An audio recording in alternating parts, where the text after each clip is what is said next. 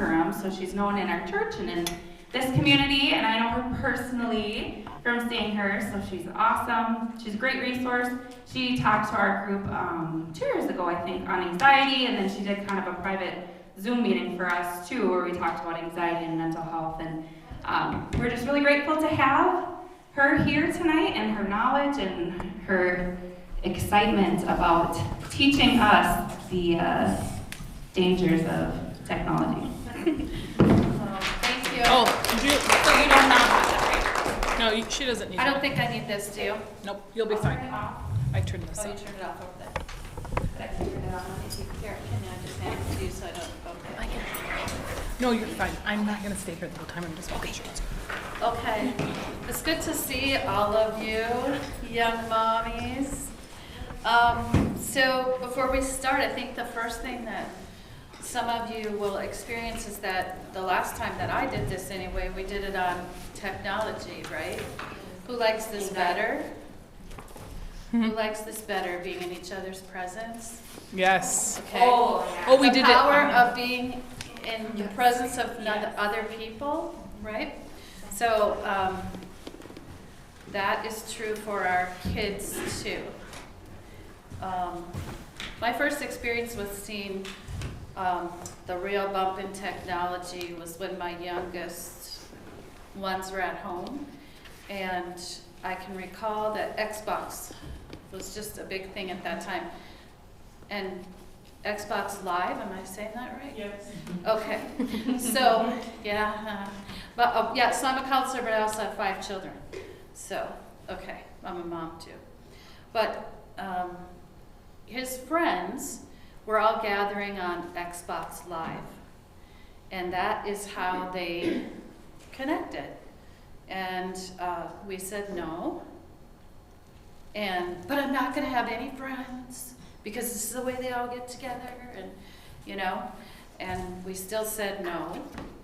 And then it was the idea that actually you need to go outside, or you need to see people face to face. And now you have a lot of dangers too, lurking out in this live world that I don't think were as prevalent back then. So you have a little bit even more to be concerned about. So while we talk about this tonight, I am not the authority on this topic, okay? And I'm not here to shame anybody. So we're all doing the best that we can. And I've gotten some training and from this gentleman, and this is the book that I think you should all read. It's called Glow Kids. Who's the author? The author is Nicholas Kardaras, K-A-R-D-A-R-A-S, Glow Kids. So, how screen addiction is hijacking our kids, and how to break the trance. Okay, so I've bookmarked a few pages in here. Thank you for being gracious with me as I look at my things and then share with you. There's a growing and compelling mountain of clinical and neurological research showing that the devices are harming kids in ways that parents never anticipated. Many parents described good kids who had become hooked on their devices and became aggressive and often violent when their parents attempted to cut back or limit their screen time, right? Somebody said something about that. When I try to take the screen time, you get a huge response. One of the reasons that's happening is because the screens have an effect on our dopamine levels, and so, which activate pleasure centers. It's very powerful as cocaine. And so it is designed for us to become addicted to it, and we don't want to stop. So, and you guys are kind of a first generation who grew up more with the screens, the phones and tablets and such, right? So you probably have some understanding of that. So what happens is, has anybody seen a reaction when they try to stop a screen with their child? Yeah. Yeah. And I've seen kids, including, I've 9 going on 10 grandchildren too, who, you know, they're just fine. You give them tech time. It's time to stop the tech time, and roar, and you just get this big response. And that's why. So it's also preventing kids from the ability to go outside. It's fundamentally changing kids' minds. So like if you went to a park with your child, Maplewood State Park, their ability now to find pleasure out of that is diminished because they're used to the pleasure of all of this right in front of their face. So it's not very stimulating to be, you know, out in the woods or whatever, and so they're struggling to find that, activate those pleasure centers in different ways. Does that make sense so far? Okay. Hang on. So what can the individual parent do? The one most important suggestion that I can give is to delay as much as possible your child's exposure to individual screen devices. Okay? Your children will be tech savvy. You needn't worry about that. So that's one of the things. Well, if I don't let them use devices, they won't know how to use them when they need to use them. But if you wait until they are at least 10 years old before you unleash the technology hounds, that sounds like a long time, doesn't it? Right? Your little ones will be further along developmentally and better equipped to handle our amazing little screen marvels. Who thinks, are you serious? Not till 10, right? This guy is a psychologist who specializes in this. And so these are his recommendations, okay? In the meantime, let your kids be kids, let them play, explore, create, use their imagination, and just watch the miracles of their developing minds unfold. And very importantly, allow the opportunity to be bored. Right? We're not used to being bored either, are we? Because it's like, well, I'll surf through my phone, or I'll do whatever, right? There's no better master for innate creativity than a child compelled to entertain themselves. Okay? If at all possible, don't fall into the trap of feeling obligated to keep your little ones perpetually entertained. You will do more harm than good. Okay. Finally, from the Fighting Fire with the Fire Department, there have been some interesting developments in technology that can allow parents to regain control of their children's screen usage. Okay? So there's a lot of resources. You guys are tech savvy, you're bright. Go find those resources that can give you a tool to limit time, to limit what they can access, because you have that available to you. And the older kids get, the more they try to work around that, but we're smart too. We can stay up to speed with that. Okay?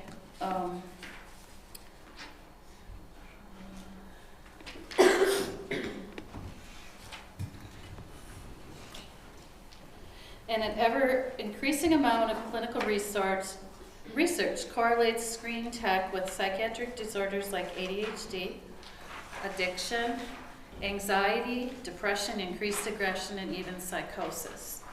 This doctor has seen clients who, for example, could get into World of Warcraft or Minecraft, for example, and their use of it is so intense that they lose track of reality, and when they're not using it, they're still seeing all the images, and all of it's still happening for them, and it's like they're in that world still. They're still in Minecraft even when they're not on it.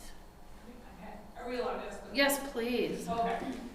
What about, do you see that in adults? Like, do you see that, even, like, we're talking about kids and technology, but like, do you do you see a 30-year-old adult who spends so much time on social media that actually starting to create some kind of mental disorder in them, or? If, you know, anything you use too much is too much. But what we're seeing is young people, and I have to say it's more males, but it's a failure to launch. So they're starting the video gaming in school, in high school, maybe middle school, whatever. And once they reach the age of adulthood, they're gaming all night, sleeping all day. They're just not, they're paralyzed in this. And so you're seeing a lot more young people not leaving home, and they just become crippled by it. So yeah, it can have, you know, and you know, when you're in the social media world, you're not in the real world, come on, right? It's fun to look at pictures and stuff, but if you want to be discontent, spend a lot of time on that. Because everybody else's life looks peachy keen, right? And actually your generation are some of the loneliest people there are, even though you are so uber connected on media. Because you're not doing this, you know, or maybe you're not getting together. Good for you guys that you do this, to be the support to one another. So anyway, does anybody else have any questions at this point? I did, actually. Yeah. When you said delay individual screen devices until 10, Yeah. Is that only individual screens, like tablets or phones, or is that even like delaying TV or movies? Like, is that? It's the individual So screens, they're actual. which also, all the learning toys count. That's a screen, okay? So we think, oh, this is very educational. Well, yes, and it's a screen still.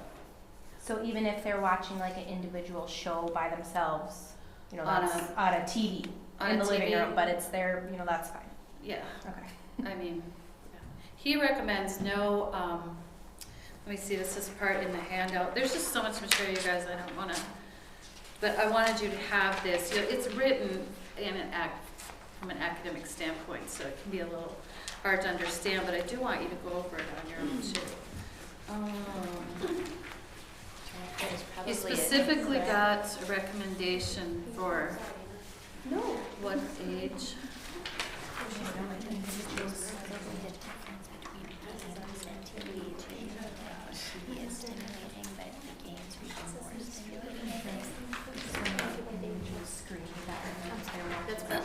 Well, let's go over, if you look at page 30, the solution, again. So yeah, flip to page 30, and I will find that one on what ages.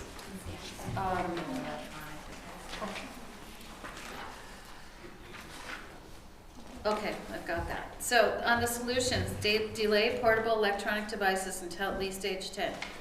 Well, what's included in that? Phones, iPads. So we used to say, you know, limit your child's time on a phone. Well, there's a lot more now, so we say screens, because it's iPads, it's electronic games, it's phones, it's, right? And then second, practice what you preach, watch and moderate your own tech habits. Right? That's hard too, right? And they're Can we watching. say we're 10? They're watching. We're older than. What's that? Can we just say, well, I'm over 10? Yes, you are. And since I did this training, it's been really a burden because we like to go out to eat a lot. And we go out to eat, and now I'm like noticing everything. I notice everything anyway, but I'm noticing everybody's use of their devices. So you've got a family who's sharing a meal together. Everybody's right here. Or the adults are talking and they've handed screens to their children so that their children are content and happy. So the children aren't participating in the adult discussion or learning how you do that. Or I've seen adults, that just the adults have devices, but the children don't. And it's sad because pretty soon the kids are like grabbing the menus and hitting things, and they start doing a lot of different things because no one's paying attention to them. So it's been hard because I noticed that, and I'm like, my husband's like, stay in your chair. Stay in your chair. I'm like, can I say something on the way out? And he's like, no, you can't. For those of you who know me, you know how hard it can be for me to do that. But, I do pray, but it is, I think it's sad to observe that. So, awareness. Be more aware of what you're doing yourselves too. And, sometimes parents say, well, it's just the way kids are today. You know what? As believers, you've got to be different. Because there's so much crap on the screens, I promise you. You would be shocked at what is on Snapchat, particularly. It is very normal now, the expectation to share nude photos if you're dating someone, even if you're not, on Snapchat. So, wow. Okay, so let's go back to this and then okay. So no screens at the dinner table. That includes the adults, so we don't tell our kids, can't have any screens up here, but we're like checking our own phones. Have the whole family eat and talk together. Okay, Steve Jobs, who was the founder of Apple, his children were not allowed to have devices. And they had to all eat together at the table, and they had to converse. A lot of the tech giants, their children don't go to school where there's devices.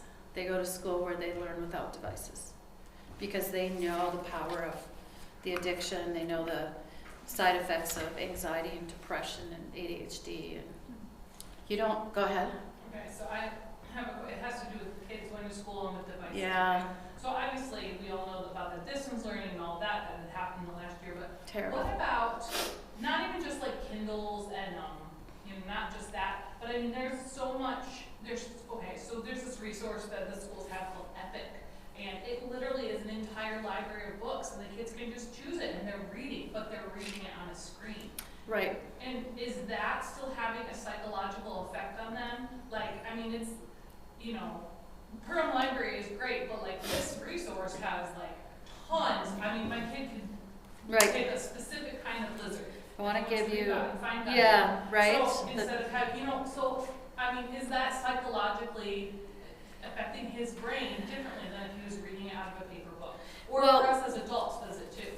Well, what we have found based on this information is that kids who read out of a book have a better comprehension rate and perform better. So because it requires us to move along the pages and follow, and we've got something in our hand, and so there's a border to this book. When you've got, and this is healthy for our brain can work inside this, and when you've got a digital device, there's no borders. I know it sounds funny, but that's what the studies show. And actually, one of the best predictors of success for young adults is how much reading they did of books, right? So, yeah, but you can't beat the graphics, right? Yeah, but there's a sensory experience with reading a book with the paper and the smell. There is, and there's something about these borders. I was just wondering, does that, like he's saying, delay, this tech experience with them until they're 10? Does that include even just reading something on an individual device? Yes. Yeah. Yes, and you know what? You don't have control of what they're doing at school, right? You don't have control about, when your kids walk in and they get handed their devices for the day, whatever they are. So what can you do about that? But you sure have control about the time outside of school, right? I think that eventually we're going to see with these studies that schools are going to go away from technology. Not that they won't use it at all, but it won't be a whole experience of everything you do is on a device. And we've seen just a terrible increase of depression, anxiety, and suicidal thoughts, especially in middle and high school kids during this distance learning. I've had teenagers, I'm really glad they're alive.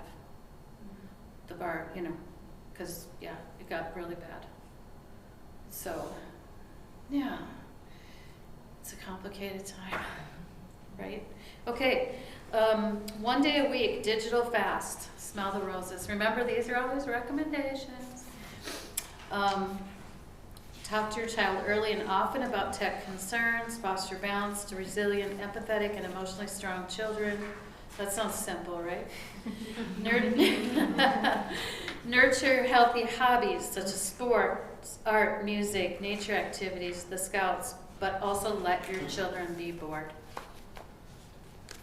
Okay? And it's okay for it to be quiet and for them to need to use their brains to figure out, well, what am I going to do, or what do I want to do, or it's good for us too. We don't allow ourselves that much either. Okay, so there's just so much. Let's talk about some of you have kids that are elementary. Raise your hands. Middle school. Close. Okay. Can I just ask a Yes, question? please. So before I move on. So for example, I have something like I constantly need something on the background, like a noise, or usually because I grew up watching like TV and always having that even in my bedroom and stuff like that. And now I feel really difficult for me to like be in a place alone, without any if I'm alone, without having a video playing or even a TV. And I see that my dad has the same exact thing. Yes. So how can because I am an adult now, a young adult, so how, so what happened to me then is affecting me now, so how can I, have that? I would say music. I actually have a family member who's a WIC nurse, and she has kind of told me some technology things too that Bridget is talking about, and she told me the best thing parents can do for their kids for things like that, background noise, is music. Because yes, maybe you're playing on your phone, but maybe you have your phone on the counter, maybe you have a radio, so you turn your radio on, and it's still background noise, but it's not like right here in their face kind of thing. Right, it's not even for instance for me, I struggle with that because I always grab, so when I'm with him, it's I don't need, because he's entertaining me, but when I'm alone, I just need something to be there. It's just weird. Yep. Someone important to me told me that you have to learn to enjoy the silence. Yes. So, I struggled with it for a long time. There's days where, days on end, no TV, no music, it's just silence in my house, and it is very freeing. So it's something that you just kind of have to practice.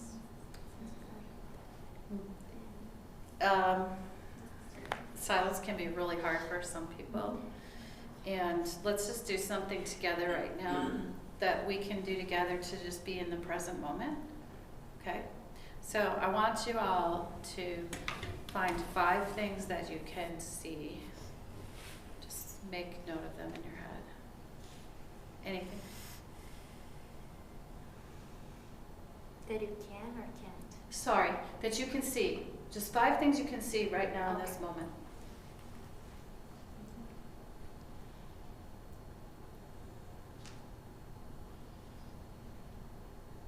Okay, now I want you to notice 4 things that you can hear.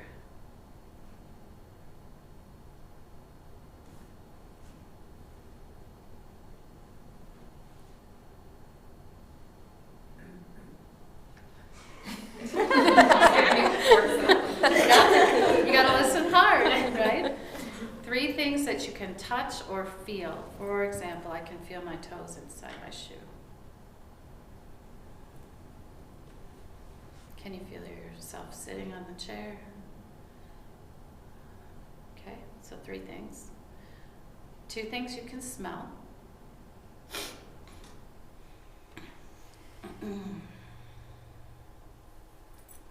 and one thing you can taste. Okay? So what we just did is called sensory awareness. And while you were doing that, your mind got some relief. Okay? You weren't thinking about whatever was going on in your life, whatever you're ruminating about. You can do that anywhere. No one needs to know you're doing it. So to review, it's 5 things you can see, 4 things you can hear, 3 things you can touch or feel, 2 you can smell, and 1 you can taste. So while you were working on that, your mind got some relief from all the other stuff. So that is something you could practice. Lorena? Yes. Okay. Sorry, I was writing down this because it was really good. Okay. Okay. So that's an example of something you can practice. Okay. Oh, let's talk about devices. So yeah, really, he recommends, and I can't find it right this second, but I did have it. I have my thumb on it. Just a second. That's right. Okay. Look at page 6. We're talking about that 3 to 5-year-old age. So they scanned the brains of children 3 to 5 years old and found those who use screens more than the recommended 1 hour a day. So there's his recommendation, 1 hour a day. Okay, had lower levels of development in the brain's white matter, which is an area key to the development of language, literacy, and cognitive skills. Okay. So it's the first study to show the associations between higher screen use and lower measures of brain structure and skills in preschool age. Why is that important? Because the brain is developing the most rapidly in the first 5 years.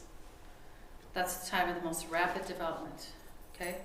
That's when brains are very plastic, means pliable, and soaking up everything, forming strong connections that last for life. Okay. Quick question. So has there been any research that you found or read, Bridget, on, let's say, you have a child within those years that get diagnosed with some kind of developmental disability? Spectrum disorder or... Right, or other things, Yep. Language barriers, stuff like that, and they're using technology longer than this 1 hour, so would that affect their brain or even more, do you think? I can't Okay. answer that. Okay. I don't know. I would suggest you kind of see if you can find some research on that. I was just curious. I would think it would have at least the same impact. I'm sorry, I'm gonna sound like a broken record here, but No. with the screens, I guess, so before we had said it was individual screens, now Yes. are they talking screen, like is that TV time too for these 3 to 5 year, or? I think it's, what he says here is more than the recommended 1 hour a day without parental involvement. Okay, so that could be TV. It could, That's our and big I'm issue, I don't know if it's hesitating TV. because I have little kids, right? So, if you tell me they can only watch Nickelodeon for an hour, and nothing else can happen that day, that's hard to swallow sometimes. I do think TV is a screen. It is more of a distance away. It's not quite as compelling as the flashing and everything that happens with video gaming or that, these devices that are right here.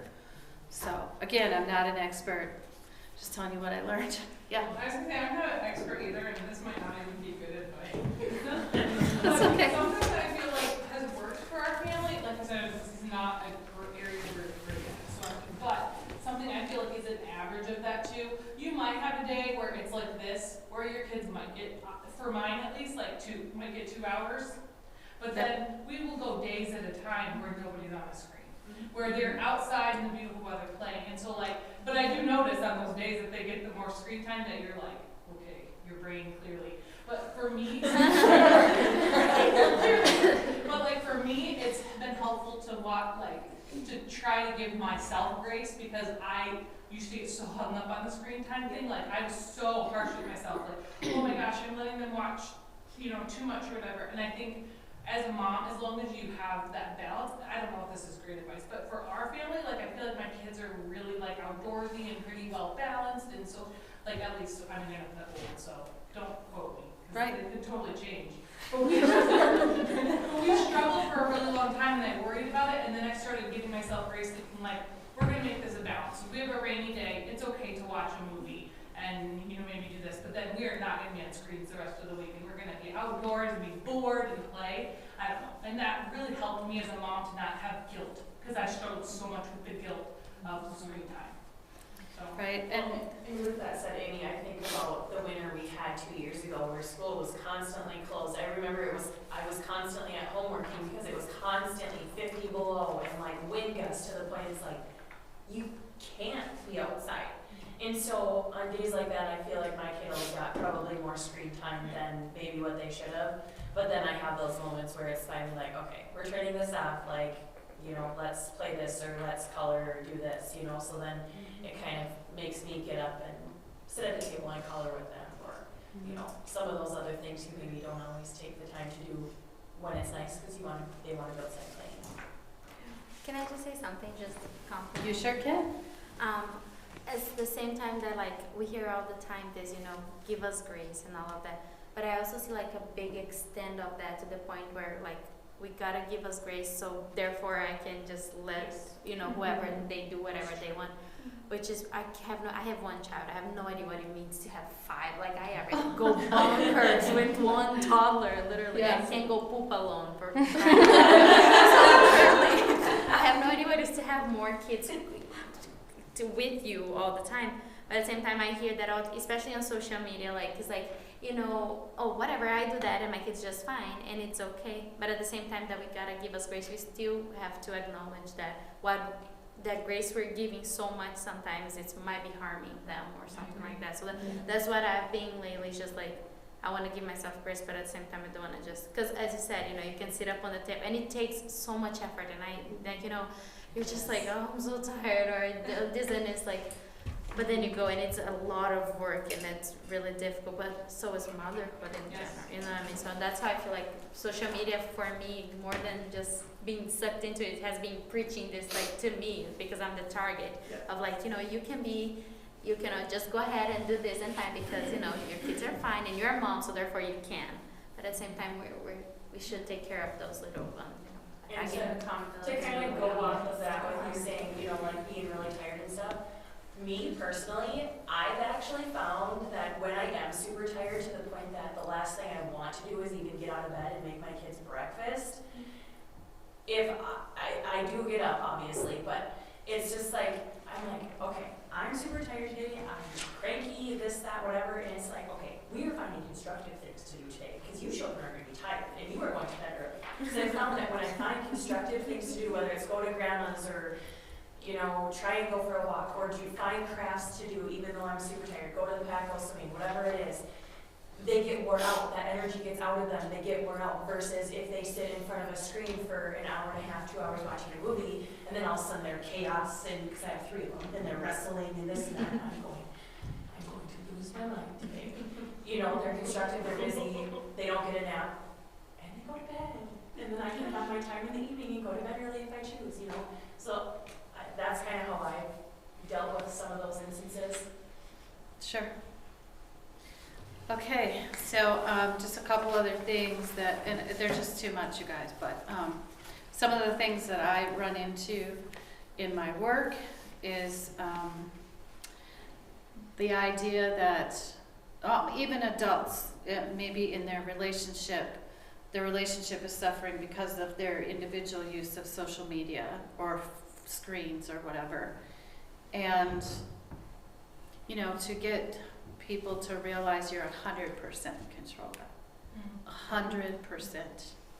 But the thought doesn't even occur that it could be something I wouldn't do because it's so conditioned. Does that make sense? So you're 100% control. All that. And then with our kids, when it comes to screens, kids, this is my opinion, I think there's research to support this, no screens in the bedroom.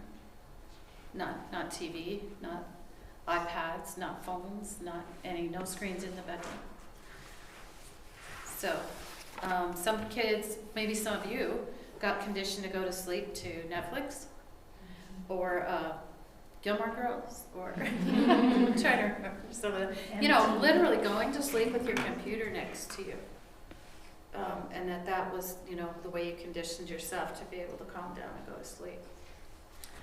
And going back to what you were talking about too, that's why I started by saying this isn't about shame. Okay, this is just good information. You're all doing the best that you can. The intent isn't for you to go home and go, oh my gosh, I have it so wrong. I've got to, you know, my poor kids, I'm wrecking them. You know, they do survive despite us a lot of times. And yes, and we're just starting, this is the time where we're just starting to have some long-term good data on what are the impacts of technology. Okay? My son, I don't let him play Minecraft. It's like a rare occasional treat when we go visit a friend. Yeah. But he talks about it all the time. It's like Yeah. an addiction without actually playing it. Yeah. But he'll take the blocks and Legos and everything and Yep. make it in real life. What's the viewpoint on that, or do you have? Gee, that's great. Okay. That's great. Okay. You know. So like instead of playing it virtually, he's bringing it to life like that. If he's got his hands on it, Okay. and he's building it, you know, right here with his hands, and that's great. So it's okay. He has that little obsession. What are you gonna do? Yeah, it's Minecraft, right? You build all these wonderful worlds. My granddaughters play it. I mean, I don't understand much about it, but I understand some about it. It's when it takes them away, right? And when it's so strong that you say, we're done, and they're like, ah, you know. Yep. So at what age are kids, are you seeing like that they're able to, like, okay, like self-control is a fruit of the spirit, so we like try, you know, to work on that. At what age are you seeing that kids are able, or even like teenagers, are they able to learn how to have self-control with those things with technology? Or is it truly to the point of like being an addiction where they like, I mean, we struggle with that. Like how many times have we just been bored and gotten, you know, on our phone to look at something? But I mean, can you do things to teach them self-control in this area? Like but like what age is that appropriate to start thinking about that? So the brain is fully developed at age 25. Mm-hmm. Okay, so really, you know, when we start talking about, you know, thinking that our children should have the ability to, you know, if this, then that, or to reason and say, oh, well, clearly if I do too much tech time, it's going to have an effect on me, right? Clearly if I go out and stay out when I'm not supposed to, it's going to be a problem. Well, right? Very few, very few, you know, just the capacity to reason that out is just not developed. So since you went to that, let's segue into, so we talked about no screens in the bedroom. The other thing I hear people say when their children are old enough to have phones, you know, what happens overnight? Well, everybody puts them in the kitchen.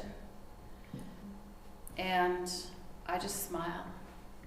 Because when I was a teenager, I would just go get up and go get that as soon as my parents were asleep. Right? So, I mean, I maybe think, you know, like I thought, but really, as a parent, you've got to have the device. It's not accessible because, of course, they're going to get up and get it. And what's happening is kids are not sleeping at night. The social media, aka the drama, never stops. It never stops. So your kids need you to have that boundary too, so that at the end of their day, when they've had a lot of this, the drama just goes, right? You interrupt that so that their mind has a break and it's not constantly processing that.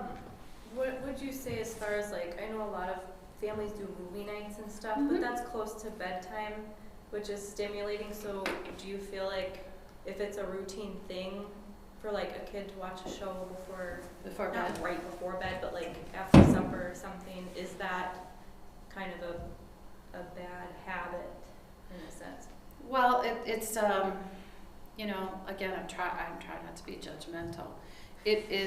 doesn't provide the opportunity for them to be using their brain, right, to find something else to do. So it is like, you do get conditioned to things, right? Yeah, and there's a lot of adults, by the way, that's what they do, right? So, what did you do this weekend? I watched a Netflix series. I'm like, okay, I don't know what that is like. But, you know, that's what we do ourselves. And so on that note, if you're, you know, you or your husband is watching TV, how does that affect the kids, or is that bad? If they're not necessarily watching it, but the TV is on like all night long, you know? mm-hmm. Probably not good, right? Well, you know, if you can find other things that aren't compelling, you can notice your child. If your child's like distracted to it and drawn to it all the time, you know, you can find other things for them to do, because we certainly can't control the other adults in our life, right? And when you only have one living room, you know, one TV Yeah. in your house, it's like, Yes, there's not much option. yes. And you probably have another room you could maybe go into, or doesn't have a TV. I don't know. It's not easy, you guys. It's not easy. I think movie nights are great. Make popcorn and watch movies, and, you know. So, just giving you his recommendations. Can I share? It's a personal experience. Wait, let's let Anna ask her question. Yes, just ask your question first. Okay. I guess just as there's research on screen time having an impact on a child's development. I have a 2-year-old, so I'm already thinking like, oh my gosh, I've wrecked her. Like that's what You didn't. Is there research, I guess, on once you cut back on the screen time or you limit it, like, is there research? Improvement? Yeah, is there research? Certainly there is, Okay. because it causes their brains to work differently, right? So, you didn't write it. Oh. There's no purpose. Can I look at some of these questions quick? Yes. Okay. So tablets and TV screens, any difference? I think there is some. Better shows than others? Wow, what are good shows? I just remember my Do you husband ever be like, did some there'd be nothing okay to watch?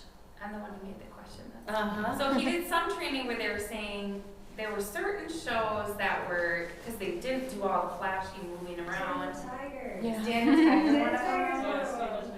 Okay. I just didn't know if maybe that's what. But then touched once on they hit that, 4, they're but like, the baby I show. feel like there's a couple shows where they say it's, you know, it's not. Yeah, well, you guys would know more about that than I do. I'm not in that stage in my life.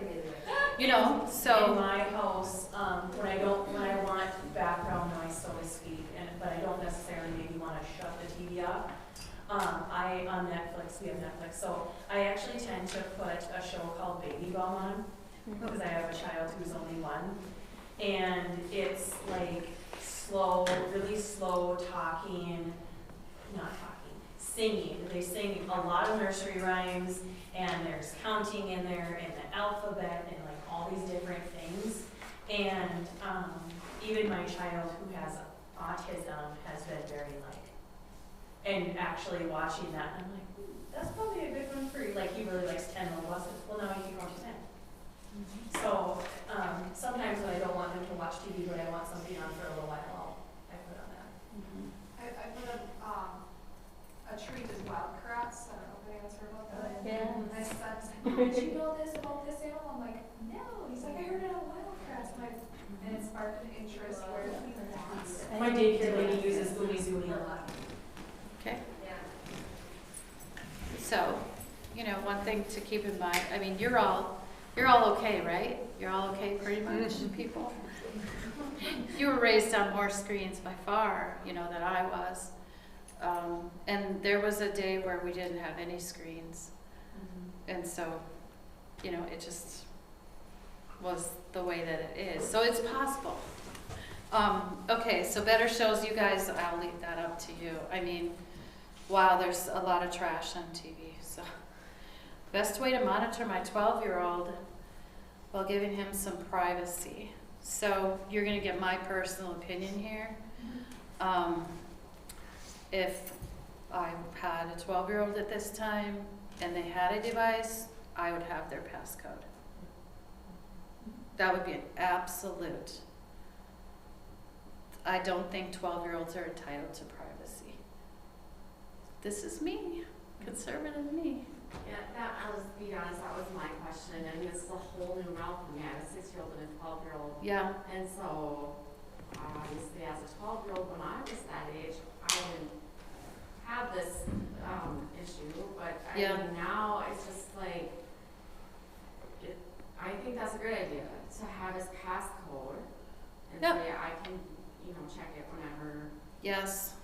It's so hard. Like, I don't know who else has a 12-year-old right now, but it's very difficult because I want to make sure that he's safe. Yeah. But I wish that there's a way that I could see what he's seeing. There is. Okay, that's what my question is. Yes. Like, I don't know. There are things that where you can monitor their device, guys. Go find them because they're there. Okay. There's so much that you can put on a phone that monitors what sites they're using, what apps they're using. And so, having a passcode or setting up some kind of monitoring prevents that hovering, that constant, where they're like, just, back off, you're so mean, I don't have any privacy, and right? Because what's happening online is really scary. It's really scary, I promise. Yeah. Okay, let's keep going through these so I don't miss anybody. What's considered an acceptable time per day for a 3 or 4-year-old? Well, for watching TV, if you're talking about the 3 and 4-year-old, so he's talking about, an hour a day. What are some good tools to use to help be consistent in setting a time limit? Can whoever wrote that question tell me what you're? Yeah. Okay. I knew I was going to confuse you because I was kind of trying to figure out how to word it. I guess I just struggle with being consistent and like the follow through with. Okay, if it's only an hour. My kid's just kind of manipulative, and I'm easily sweet talked into. But Mom, look at this really cool thing. So just what's something I can do to have that 100% control and not be walked over by a 4-year-old? Well, first recognize you are in control. Right? That's like the first thing, because a lot of parents do not feel they're in control, and you absolutely are. And yes, kids can be manipulative, and you're going to have to recognize when that's happening. And I was going to say, like Sam is saying, using a timer, something that everybody hears. Oh, did you hear that? The timer went off. Now it's time we have to stop. And then when you get pushback, this is the way it has to be. This is the way it has to be. That's what you say. And it's hard because you want to be consistent with that, but then there's times where you're like, oh, I just need a little more time. And I think my struggle is I haven't taught my kids well to be bored. They play well together, but a lot of times they really want my attention. Well, and I feel that's how my mom was, and I feel like that's why I have to be a good mom, is to just be with them all the time, and so. So they're not gonna. I do love them, and I love being with them, but they need to learn to self-soothe too. Kids aren't learning that. So how do you self-soothe? Because you don't go into the adult world and find a partner or a spouse that is going to meet your every need, right? So if you're taught that and trained that, well, we always want to be sure you're okay and you're entertained and you're, that's not realistic. That's the expectation that's going to go into adulthood. It's not going to work. Well, one thing I've learned from you, Bridget, is that we can't be best friends with our kids. That's true. And they're going to be mad at us, and we have to be okay with that. Yeah. That if they're mad at us, that's okay, because it's not about Yes. being best friends. It's going to Right. And when your kids, will say that, I used to hear that, oh my gosh, you were so mean, and my friends, they're friends with their mom. And I'd say, well, I don't need you to be my friend. I need you to obey me. Right? So that wasn't always a, well-received remark, and I promise you, it's effective. Are they friends And then now? if you, huh? Now that they're older, are they friends with Oh, yes. They love you? They love me, don't they, Dory? Yes, yes. People get worried like, oh my gosh, they're gonna hate me forever. And put your mama hat off and put your parents hat on and harden your heart up because you're a parent. You're a parent. What's so funny? You can relate. Yeah. Yes. Oh, it doesn't matter, you guys. You're parenting. You're not trying to keep them happy with you all the time. And then that's painful at times. So then sometimes you have to cry, or sometimes you have to talk to someone about it, and it hurts. But you do that away from your kid, right? And you are a good mom. Even when your kids say you're not, you are. For us, in a lot of these instances, it never even dawned on me to use things like timers or, like a first then kind of communication with my kids until my middle child was diagnosed with autism. And a lot of the things that I would watch that his school was doing with him was first this, then this. And do you want a timer or do you not want a timer? And so then he was able to communicate, I want a timer or I don't. And those two things have absolutely just saved my life. I use it now with my 5-year-old, I use it with him all the time, and it works. Like today, he wanted to go into daycare with me to get our youngest. He misses daycare. So I let him go in. Did he want to leave? Absolutely not. And so I said, Owen, do you want a timer or no timer? Timer. And I said, okay, Mom's setting a timer for 8 minutes. I set a timer and I warned him at 5 minutes. I warned him at 3 minutes. I warned him at a minute. Timer went off. We still struggled, but we were able to get out of that and leave okay without melting down and being on the floor. And it's just amazing. I've just seen it do so well for him. I do that with my 19-month-old since he was like 15 months, and it works. They understand. It's awesome. The timer? The timer, I do like if for anything. I'm like, we're gonna leave and communicate because we think like, our children don't understand. They're just 3 months, but they grow up and they understand. And my child understands. He's 19 now, months old. So. A lot of times too, when we want our children to do something, this is a little off tack, but since we've gone there, we want them to do it now, right? So we'll say to especially children who are old enough to understand, go do this. Okay, so what is much more effective is to write down what you want done, because a lot of times they're hearing meh, meh, meh, meh, right? Because you're speaking, right? And so write it down, and then create in yourself the ability to tolerate it being done by a certain time. So whatever it is you want them to do, this is what needs to be done, and it needs to be done by this time. Now what have you done? You've given them some choice. And even when it's 5 minutes up against that time, you got to just zip it, and and then you have to show them, so you get it done by this time or this, and then they get to choose, right? Gives them a sense of control, and kids didn't need that. Yes, even if it's just perceived.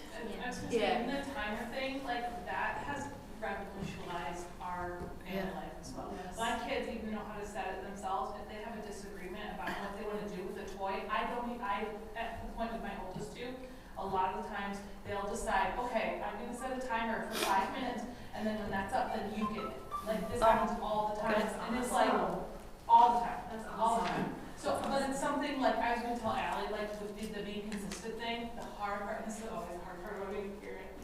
And I'm not good at this, but like is being consistent with when the timer ends, it's done. Like for me, it took like months to be like, when the beep happens, it's not like you get 5 more minutes. It is the final, like. I think hearing them off at first, it's almost done. Like that's the stressful part, but once you have that system in place, it's so good. Right. Like I cannot even tell you, like I think timers are like this magical parenting. Yes. Okay, anybody else specific stuff to tack that I can? I would like to just share something that I was gonna, but if you finish the. Well, let me see if anyone has any questions. Is that okay? Okay, yeah. First, and then we'll take that time. Does anybody have questions they haven't asked, or? I guess I have one. Yes. A random one. So we have family, all of our family is like at least 4 or 5 hours away, and so we do a lot of driving. And like a lot of times we try and coordinate when we leave around nap time, and then, you know, maybe she'll sleep like an hour or 2, and then she'll wake up and we'll try toys and books and things, but we get to the point where it's like kind of break down and we end up giving her a phone with like I mostly do like the kind of like the singing songs type thing, like she's obsessed with the Coco Melon. Yes. Like I kind of, it annoys me, but so we kind of do that, or like I was debating buying like a little tablet where I can just like control what apps are on there if it's like. How old is she? She's just turned 2, but I just struggle with like that last hour of the drive where it's just like scream crying if she doesn't have like a screen in front of her. Just This to get her is through. gonna sound like La La Land, like, oh yeah, right, that won't work. But if she loves songs so much, my 2-year-old just loves Itsy Bitsy Spider. And we'll do it over and over in the car with like the big spider, and we'll do, you know, the different things. And then we'll do a different song, and we just are silly, my husband and I just get silly with it with our hands and whatever. Yeah.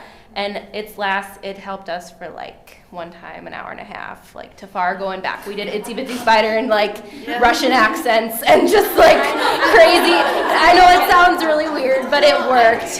He loves it. Get better at that. Well, here's the thing. What do you predict would happen if you stopped giving her screens? Any screens? Do you think that every time she went in the car, she would scream for an hour? Or do you think she would start to learn? Get used to it, yeah. Right? Yeah. She would start to learn to self-soothe, or she would. I have a child like right? And I understand that, Matt. I've pulled over before and been like, stop! You know, I understand that.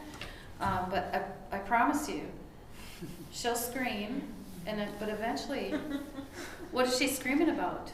Right. If she's not going to get a screen in response to screaming, yeah, that sounds grueling, but I think that would work. If you can budget in 20 to 30 minutes, stop in the park. Yeah. Or like, is he get all these like just car ride, toys, sensory type things where it's, you know, we're at that point, well, here's fuzzy stuff, or like boards or something that has. Yeah, and the 2-year-old's taking them and going, zing. Oh yeah, Right? Right? Good idea, and I've seen it where it's like they're just gonna throw everything and just be mad. And We'll drive like 8 hours. Yeah. And I'll put music on and we'll stop at Paris like every 3 hours. yeah. Thank you. Those are all. So this is a work in progress. You're doing the best that you can, right? Yeah. And she will survive if you don't give her those screens, and she'll learn that that's not the way you're gonna self-soothe. Oh, and it'll be hard. Yeah, I don't know if I would survive. I have that you same would. child that like You literally screams at the top Yeah. of her lungs, like Mhm. ear-piercing We have screams. we have earplugs in church here too. Well, my husband drives. Noise yeah, canceling he has noise earphones. canceling Yeah. while he's driving, which is not safe. But It's really not. Yeah. What's that? Oh, I know it. Where's the Yet I have to listen to it then, as he's driving in his little world. Okay.